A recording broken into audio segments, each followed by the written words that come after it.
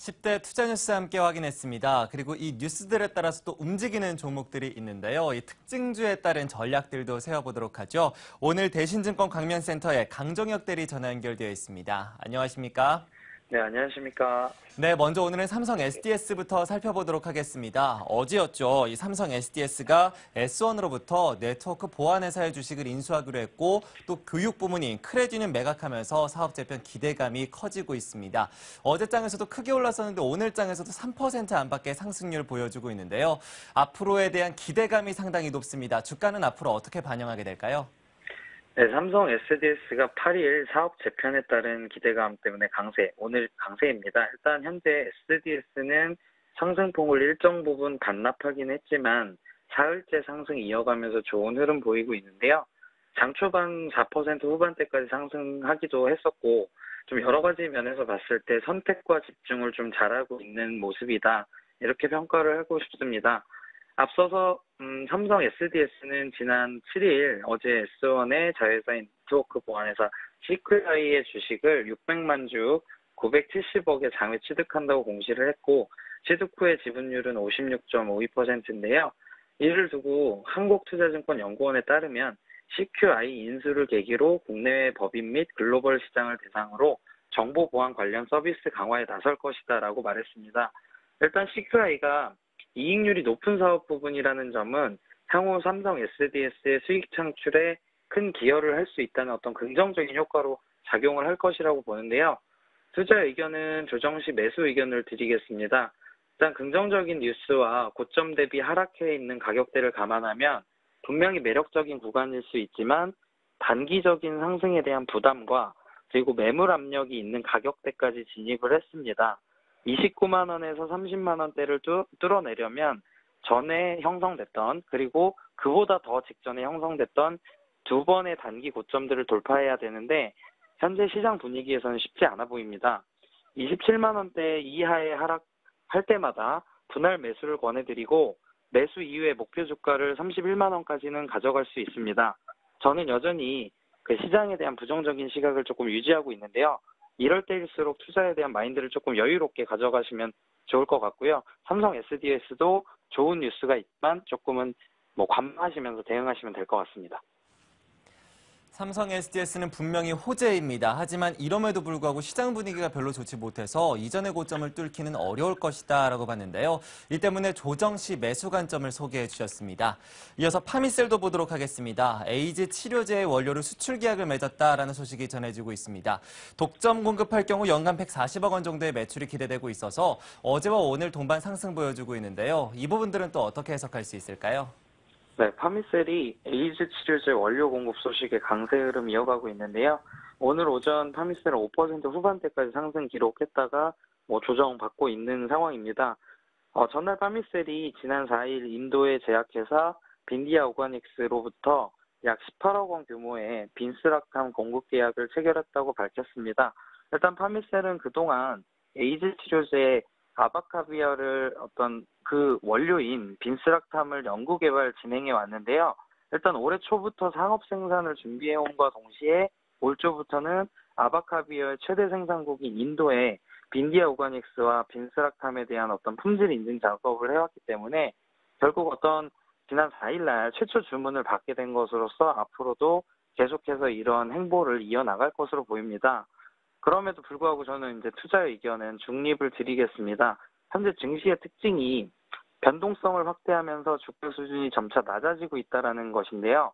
이를 주도하는 업종 중에 하나를 꼽자면 제약 바이오가 아닌가 싶습니다. 지난 몇 개월 동안 상승하는 시장을 바라보면서 그 앞에 항상 제약 바이오주가 있었습니다. 그때 고평가됐던 부분들이 현 증시에서 하락을 주도하는 원인이 되고 있는 만큼 실적 개선에 직접적인 영향을 미치는 그런 호재가 아닌 이상 향후 기대감에 그치는 내용들은 단기 상승에는 유효할지 모르나 중장기적으로는 시장을 좀 이겨내기는 어렵지 않을까 싶습니다.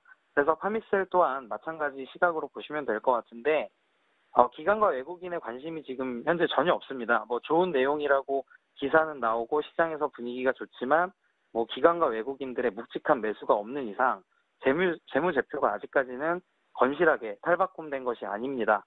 그렇기 때문에 어떤 손실을 가져다 줄 수도 있는 가능성이 크기 때문에 단기적인 어떤 상승에 단기 트레이딩 정도, 네, 그리고 중립 의견 드리겠습니다.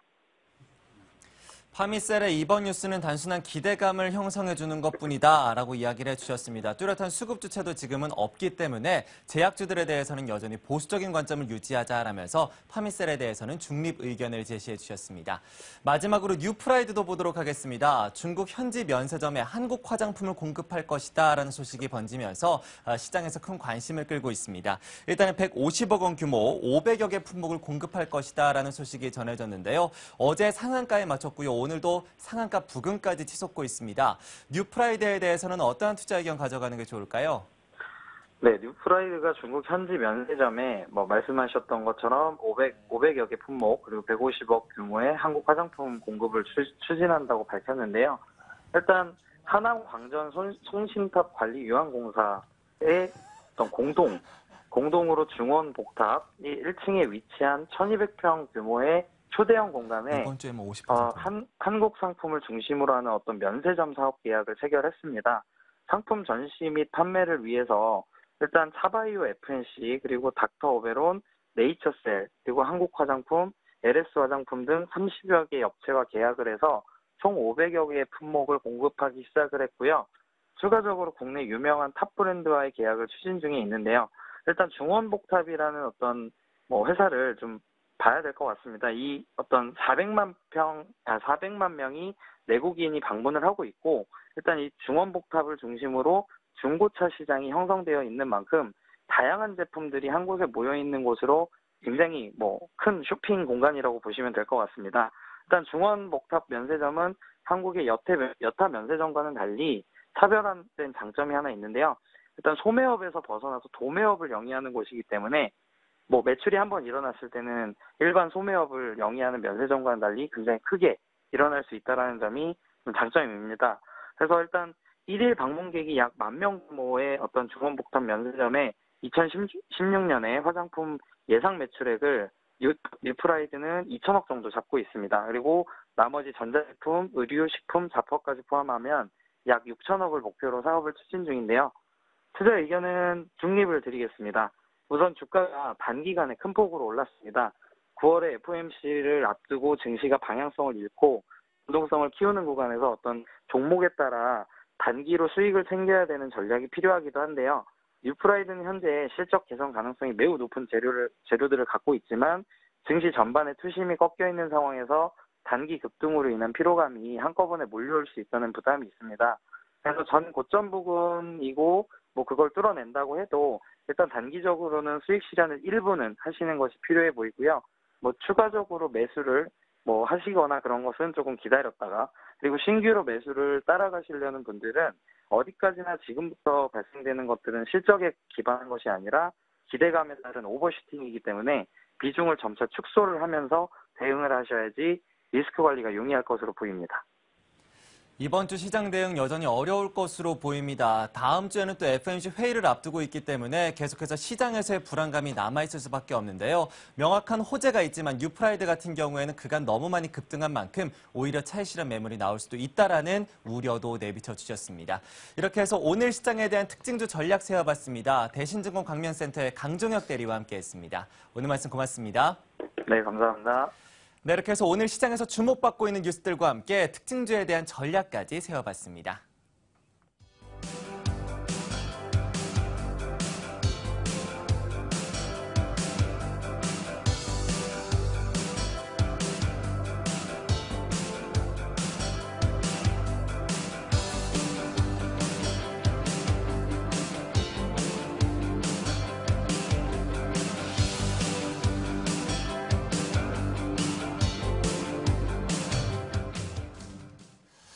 저는 저희 이슈엔 현장을 통해서 여러분들이 경제 이슈들과 정책들 잘 쫓아가시면서 혜택받을 수 있는 건 혜택을 받고 최소한 피해는 안 봐야겠다라는 생각 많이 하는데요. 그런데 오늘 기획부동산과 관련된 이런 피해와 또 피해자 얘기를 직접 들으니까 또 씁쓸해지는 것 같습니다. 그리고 저희도 참 갈 길이 멀다는 얘기를 생각을 해봤는데요.